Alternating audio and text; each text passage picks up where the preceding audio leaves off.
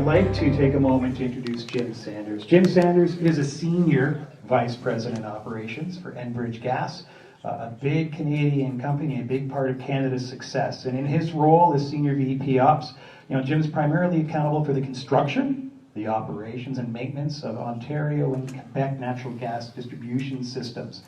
They serve up 3.9 million industrial, power, and commercial residential customers. And these systems serve 11 to 12 million people in 113 communities, as well as 24 First Nations communities. Jim, Mr. Sanders, has been with Enbridge for 16 years, and he has a 36-year career holding executive roles of leadership in engineering, asset management, and operations for power and gas and business units. He's a big fan of the United Way and Ride to Conquer Cancer, contributes to the community, and first I just want to say thank you so much for all of the Father's Day barbecues, mine in particular, that happened last Sunday. And Enbridge keeps us warm in the winter, gets us cool in the summer, and gives us just a great experience and civilization all the way through. So please, a round of applause for Mr. Sanders. Well, thanks for the great introduction, and Mr. Mayor, I got to say I'm so impressed with the commitment to the community I see with so many of our politicians around the province. I can't imagine the 24/7, 365 job that you have, and you're doing a great job here, obviously, in Markham. I'll say the last time we met was up on Honda Boulevard, which we got to talk about the name of the street, by the way, where we have our technical and operating center here in Markham. We installed our hydrogen facility up there back in 2017, and we opened it up in 2018, and that's the last time, I say pre-COVID time I met you. Yeah. So it's great to be here. Great to see you. So I guess, how would you two gentlemen see that private-public partnership that again, I know Markham and other cities are planning as, the world changes.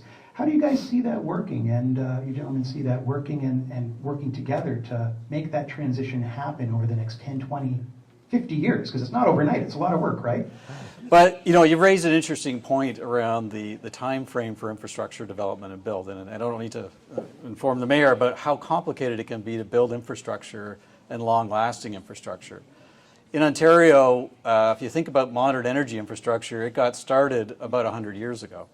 And it's taken us that long to get to the point where we have the secure, reliable, affordable, and clean energy systems we have in the province of Ontario. So there's no doubt we're at a moment in time and in history where there is a demand for a transition to a different, lower carbon future. Enbridge is committed to that future, and we have a number of initiatives that we believe can get us there. But I think to your question, how does the public-private world work in this? And it has to be a partnership. I view this energy transition as a big and. There is no one solution. There is no one simple answer to making that energy transition work effectively. We all need to work together. We need to leverage all the energy systems we have today to, again, bring it back to a secure, reliable, affordable, and clean system. Again, I could go on for a long time, but I will pass it over to the mayor. Well, thanks, and it is a question that we could take a while answering, but perhaps just to stay focused on the public-private partnership, I see municipalities playing a key role here in terms of embracing new technology, being open to new ideas, being a trendsetter when it comes to developing ways to deliver and produce energy within your own communities. Jim talked about this exciting project just up the road. I mean, that was when they launched the system and the capability to store energy, to use it in the off-peak times, to inject, and he can probably, well, I think he could probably talk better about how they inject hydrogen and make natural gas more greener.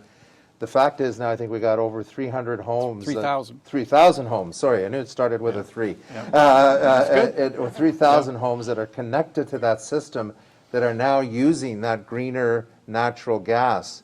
And, when I saw the system up there, I just thought this is the type of innovation that we need more of and we need to embrace, and the province of Ontario, other communities need to get behind. So it's about us, number one, working together to adopt new technologies, It's about municipalities taking that leadership role, not waiting for, I'll say, the private sector, although, I don't think anybody of significance out there anymore is denying that climate change is an issue and that we've got to grapple, come to terms with what we can do and do it as quickly as we can. But obviously we need solutions that work as well. But municipalities can't stand in the way of that. We do have to embrace that technology and look to ways to work together. And if it's any sign of how well we work together with Enbridge, when they were thinking about coming to Markham, I remember the team that was working to bring that facility to Markham, and they said, "You got to help us. We're at a point where it's either we come to Markham or we go somewhere else, but we need to bring together the different players, the region, the city, and a couple of others." So we called back the team and gave them the date of the meeting. They called back in a panic and said, "You can't have this right. This is Grey Cup Sunday." And I said, "No, you have it right, because that's the only day we can get all of these people together." And thankfully they came. And I am really proud to have you in our municipality, because I do see in Enbridge, and I will talk about maybe I'll talk about it now. I see tremendous initiative that Enbridge Gas is making as an industry that recognizes they have to step up, and they did with that facility. I'll tell you right now, too, that we've got an amazing partnership going on with Enbridge, with Electra. Ryerson University is kind of studying and providing the data for us. But we have 10 pilot projects, 10 homes that are involved in a pilot project. Sorry, it's been a long day. So 10 homes involved in a pilot project that are integrating different types of energy. So we're using natural gas. We're using rooftop solar. We are using electricity, electric vehicles, and the ability to actually store power in your home during the off-peak, so that the peaks can be leveled off. So the homeowner, really at the touch of a button, and that's about it, because the technology does the rest, is able to integrate when do we use the power that's stored, when do we kick in the electricity, and how do we utilize the natural gas. And so we're hoping out of this really will be the model of new homes going forward in our community. And Mattamy Homes, just up the road at the north end of Markham, are now putting in a subdivision where they're using geothermal. Again, it's been done before. This will probably be one of the largest it's about 300 homes. Everything starts with a 3 for some reason, but that's maybe where I got the 300 homes. They will be connected to geothermal. And again, if you look at the drawings for what has to be put under the ground, your head starts to shake a little bit, and you want to make sure that, again, as a municipality, the infrastructure that's put in place, that it's going to be done in a way that doesn't jeopardize the viability of those homes, the cost of the energy to those homes. And there again, geothermal, but obviously still natural gas that's being provided to those homes, because you need it. You need reliable power, and you need to make sure that we integrate how power is provided, not just to homes, but to businesses as well. And I think there's lots of room for collaboration between public and private partnerships. And I guess, Mr. Sanders, I'd ask, so what's the biggest opportunity and challenge, facing you, your company, your team, as you look to make the deep emissions reductions that you're working on? When I look at the energy challenges in Europe right now, that energy security issue should be a wake-up call for everybody. That when we build this infrastructure, we have to build it in a way that guarantees the reliable and secure energy that we need. Maybe I'll just take a minute just to break down what I think about. Secure supply to me speaks to decades. It means that you have a source of energy that communities can be built on. And again, I speak of the 100 years of infrastructure that Ontario has built the energy systems around. I'll digress for a second. Enbridge started as Consumers Gas in Toronto with 12 streetlights in 1848. And that talks about the transition that the business has gone through. And we're on that journey still. So security, again, is foundational to this. And again, building communities, building countries around secure, reliable energy is absolutely critical. One thing that there's no doubt we need to move on this energy transition. However, winter will still come. I always think of the Game of Thrones thing. Winter is coming. And we have to prepare for that, and we have to think about the circumstances that we're going to run into. So the second part of that, reliability. We had, and I can never, the meteorologists today are coming up with all these great names for storms, and I can't remember what they called the recent windstorm, but it had a new name. What was it called? Derecho, yeah, that was something like that. And it was a severe storm across the province. 1 million homes were without power, some for days, or many for days, some for weeks. And I was just reading this morning again, I know our team up in Ottawa is still working with the City of Ottawa, recovering still. So this is almost a month later. And it's a great reminder to us of the implications of what Mother Nature can do to us, and we have to prepare for those circumstances. So I think those are the two biggest challenges. How do we tackle the energy transition, maintain the level of security and reliability that everybody has come to expect and quite frankly needs in our community today? Affordability is a big one. So when I think about challenge, doing this is not cheap, and energy infrastructure is not cheap. We are very fortunate in this country to be blessed with a lot of energy supply, whether it be from water systems. Quick story, I grew up with, my father was in Ontario Hydro way back when, or my grandfather, dragged me around as a kid to all the hydro plants up and down the Trent-Severn waterway, and that's how I got interested in energy way back when. And got me to appreciate, well, yeah, this is fantastic, we have this resource and we're utilizing it effectively. A little known fact for Ontario on the reliability front too is energy storage. Enbridge gas facilities in the Sarnia area, we store a phenomenal amount of energy in our underground storage facilities for natural gas. It's about, and I'll throw some numbers out here, we probably aren't a lot of meeting, but it's 80 terawatt hours worth of energy. The entire electrical grid in Ontario uses about 150 terawatts a year.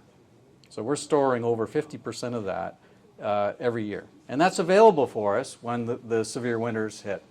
Anybody remember the winter of 2014 and 2015? Yeah, I do. And that we literally drained our storage in February of 2015 down to the last molecule. And that kept the province going during that severe winter.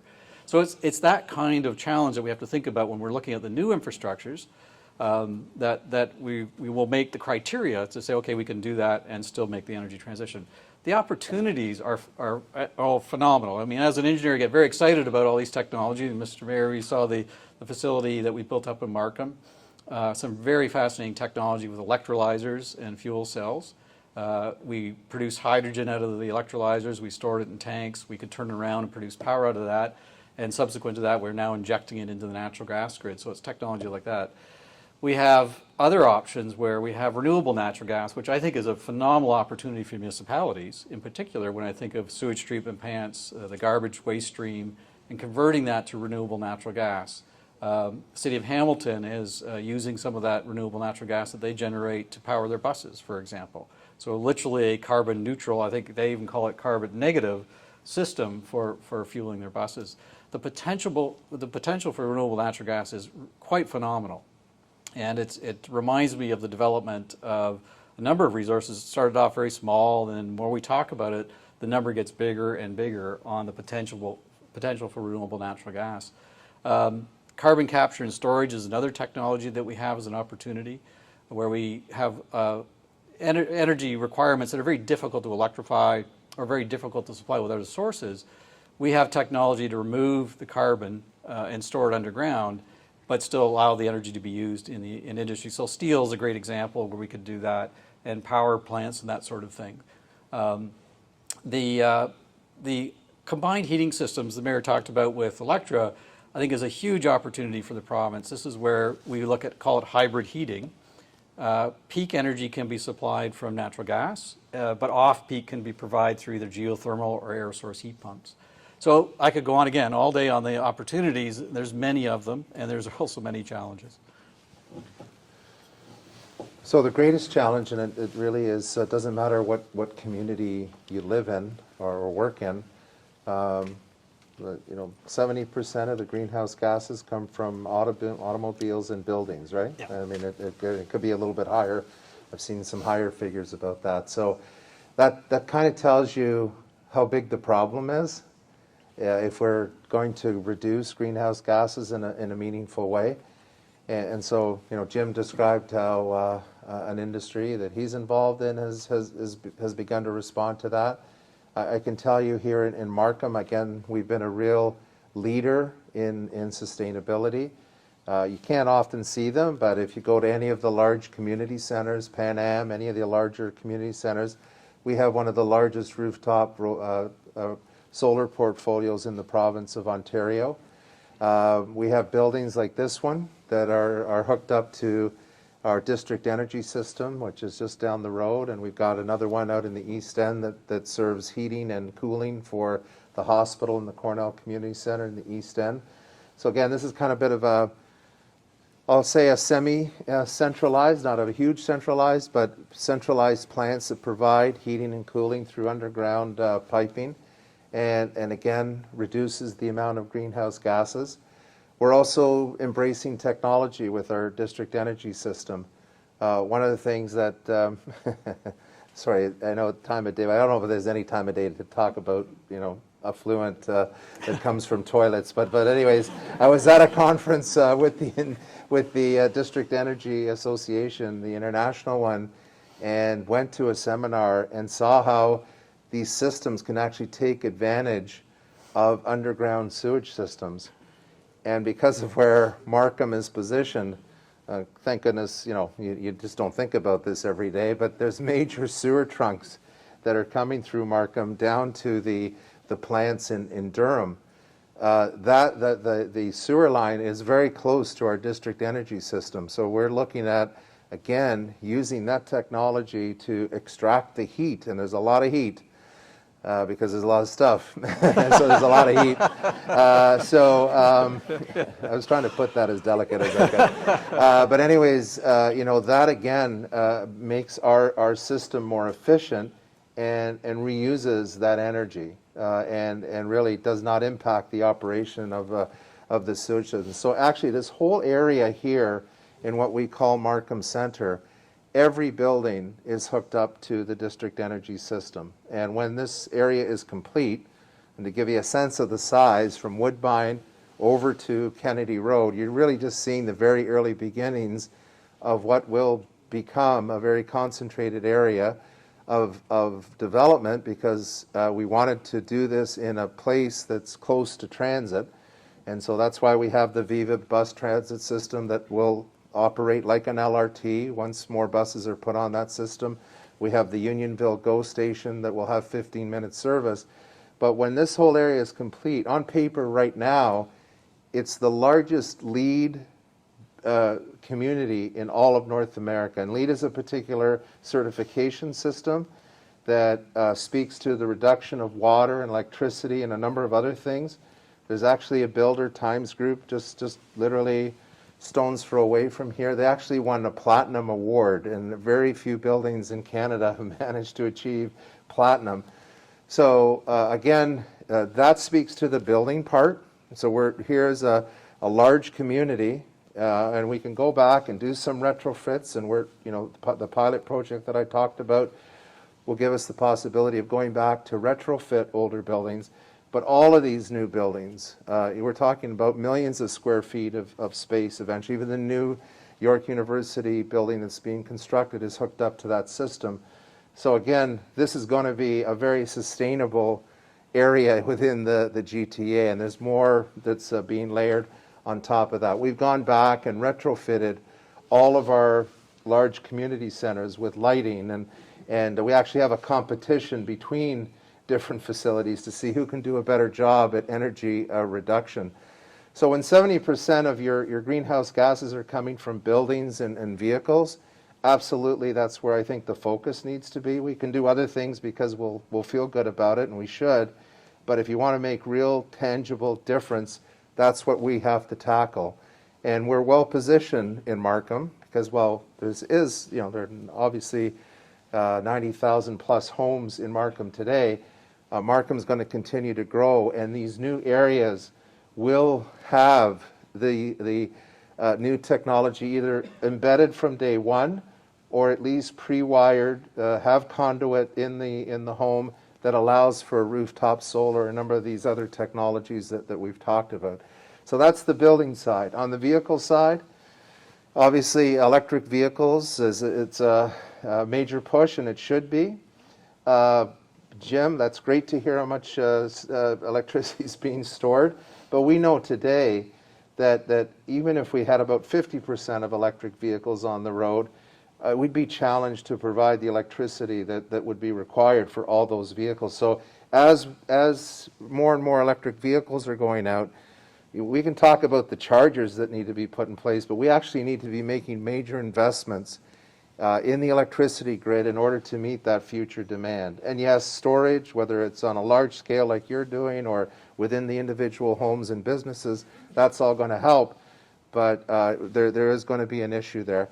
And on the public side of things, as chair of the York Region Rapid Transit Corporation and vice chair of transportation at the region, right now we have a major application into the federal government. It's a split, part grant, part loan through the Canadian Investment Bank, but we're looking to electrify all of our bus fleet. It's very expensive, but if we can get these grants and the loan, we'll be able to accelerate the overall program by 10 years. Again, these are major contributors to greenhouse gases, and that's where the biggest challenge is, and the challenge is the ability to move as quickly as we can to either convert or as new building takes place to make sure that they're energy ready for the demands of the future.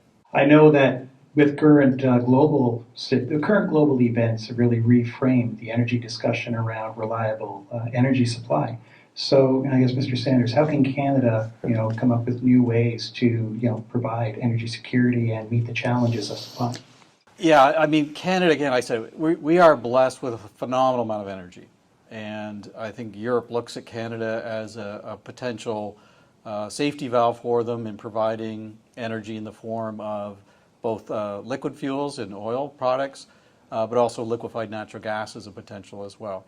Again, it feels like a step backwards, but I don't know if everybody caught in the news today the article about Germany firing up a number of their coal plants again. So it just highlights the implications of not having that secure and reliable energy source. And you can think of it a little bit of a harm reduction program here about providing liquefied natural gas to Europe. There's no quick, simple solutions to this. This infrastructure, again, takes years to build. I think those conversations are ongoing right now with our federal politicians and many in the energy industry to think about how can we help, because we want to help. Another one, probably a little less obvious, is some of the technology that Canada is working with. And I know our partner here in Markham for the hydrogen facilities, Cummins, is one of those technology organizations. They're out of Mississauga in the GTA, have some phenomenal technology in the hydrogen production and fuel cell technologies. So providing that kind of expertise and knowledge to help out in Europe is another big step. Yeah, big, complicated one, but again, something we should all learn about and learn from. How do we avoid those kinds of circumstances? I know Europe right now, and I've talked to a number of people in Europe in the energy industry about some of their thinking. It is a hybrid solution, again, that they're trying to come up with. Advance renewables, advance other technologies. Hydrogen's a big one for them. They're looking at large-scale hydrogen storage, much larger energy production. Enbridge is a big investor in offshore wind in Europe. I think we have 4 or 5 offshore projects on the go in Germany, France, England right now. Using that wind energy to produce hydrogen and store it on large scale is one of the solutions they're looking at. And again, I feel really bad because when you look at the time frames, though, to get this done, it's not really going to help Europe in the short term, but something that I think everybody is committed to. And again, as I said, led to Europe stepping back and having to fire up their coal plants again. I heard him earlier say about what's happening in other parts of the world and having to, well, first of all, in the Ukraine, just imagine like the services that have been cut off. And when we had that windstorm come through a few weeks ago, and you're getting calls a half hour later saying my electricity is not on yet. I just want suppliers to start making those window blinds that actually open so people can look outside and see what just happened a half hour ago. I just wonder, like, are you just totally oblivious to what went through here? And I tell you, I got hats off to the men and women that went out right after that storm. The wires that were down, the situations that they had to contend with. This is not just a matter of flicking up a switch, and really admirable the work that they did. So as much as I think there is the worldwide challenge, and there is, and we are feeling that today, even if that wasn't happening, I think the previous comments that I made earlier in the other question, we've got a problem without those issues. And we can have a strong desire to green our communities and green our energy systems, but Jim's right. This does not happen overnight, and you don't want to be in a situation where we don't have enough supply, where we have issues related to brownouts or potentially blackouts. And right now, it's a hard one for any provincial government to really wrap their mind around. But the fact is, as costly as electricity is, we are not paying the true costs of what it costs to produce the electricity. And that's just the harsh reality of it. So in all of this, where you're balancing reliability, I think we can all agree, because we saw it, I saw it. It only has to be off for half an hour and people start calling saying, when is it coming back on, despite what just happened outside. And certainly saw that back when we had the ice storm a few years ago in the GTA. Same thing. I'm thinking, did you look outside and see what's out there? But the fact is that one, we have a capacity issue. So great that we're doing everything we can to reduce our energy consumption, but at the same time, particularly in electricity, that demand is going to be growing tremendously because of the electric vehicles that we need to get into the system. And we need to make sure that the people that are in charge of each area are doing their utmost to stay ahead of that curve. I think, to be quite honest we're behind already, and it really needs a concerted effort both from industry and from government to map out a strategy and get going on it, because otherwise we can talk about reducing greenhouse gases, but we won't have the capacity to even make that possible. So, again, it is about leadership, it is about planning, and then moving forward with a certain amount of conviction to get it done, because to be honest about it, all of the other processes, environmental assessments and everything else that you have to go through to get those projects approved, if it takes a long time for housing to get through the process, those projects take years to get through the process. And then, the constant debate and controversy around how do we advance those. The fact is, we need to advance them if we want to achieve the very things that we are set out to do and determined to do to fight climate change. Without those investments, it's kind of going into a battle without having the artillery to support you. So I just say, wherever you can have that influence, either as a board of trade or individually or representatives in the industry, please exercise every chance you get, because our success relies on it, but our planet relies on it even more. So I'll leave you with that. Thank you. What are you most excited about, both in traditional and new ways of energy? Yeah, I'm excited about the technology and innovation. I mean, you just take a look at how technology has changed our workplace. It's changed our homes, the way that we interact with each other. Certainly, we saw how we relied on it over the past couple of years. So we do need investment in constant innovation, and it's on both sides of the equation. It's about ways of reducing our energy consumption, ways to make greenhouse gases be reduced, cleaner air, and then also how do we produce that energy. And so it's the innovation side.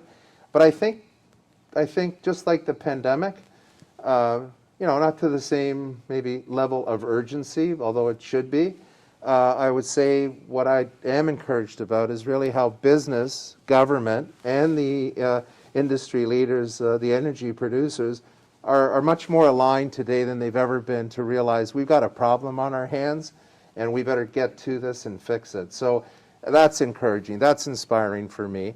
And hopefully that plus some real action will continue to make sure that hope stays there and that we can actually make a difference. And again, I'm proud of the work that we've done in Markham. We have what we call a green print. It's our sustainability plan. We plan to be, reduce our greenhouse gases by 35% by 2030. We already have been recognized by the World Data Council. We have one of the lowest greenhouse gas emissions compared to other, not just Canadian cities, but it was quite wonderful for me to see some European cities on there.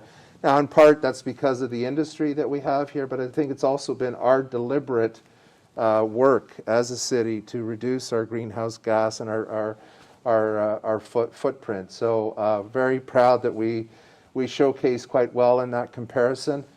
But you know what? As great as that is, we got to move the needle a lot further, even beyond what we've done already. Well, that was very well said, and I think what excites me the most, of course, as an engineer, is the wide range of solutions that are on our table. We've got lots to choose from. The sewage one was not top of mind, but it is now. I won't be able to forget that Sorry one. about that. But it is actually, it's a great example where leaving no stone unturned, I'm sure you can come up with other analogies for that, but I think these are the kinds of things we have to look at. Look at where we have waste streams that we can utilize. And again, I can't talk enough about looking at the garbage stream and renewable natural gas. When I think about, and I don't want to quote the number, but the number of garbage trucks leaving the GTA every day, I don't know if anybody's been down to the Chatham area. There's a landfill site south of Chatham in Blenheim. I used to live down there many, many years ago. There wasn't a mountain there when I lived there. There is now. And it's quite phenomenal when you see the amount of potential that has. And I think a lot of great projects underway to look at finding waste streams that we can extract energy from and use them. The simple solutions are the good ones too. So when I think about simplicity in energy, and I'll say I started out in the nuclear industry and I ended up in the natural gas industry, and I went from the most complex to, I'm going to say, one of the least complex, but one of the most effective ways of providing energy. And I think that's another thing we have to really focus on, is how to make this cost effective, how to make it as reliable as possible, but also as simplistic as possible. And I'll tell the story with I live in a century home. My wife loves our windows. These are leaded glass, original windows from 120 years ago. I finally convinced her that it's time to change the windows.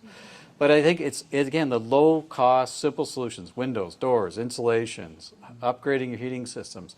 These are not really expensive solutions, but some of the most effective that we have for immediate, and as Mr. Mayor said, the immediate action that we can take. And that gets me really excited, bringing all this together. I've been in the industry a long time. I'm going to say the last 10 years were exciting. The last 5 were really exciting. Hopefully I can hang in there for a few more to see some of this stuff done. But it's definitely a very exciting time in the energy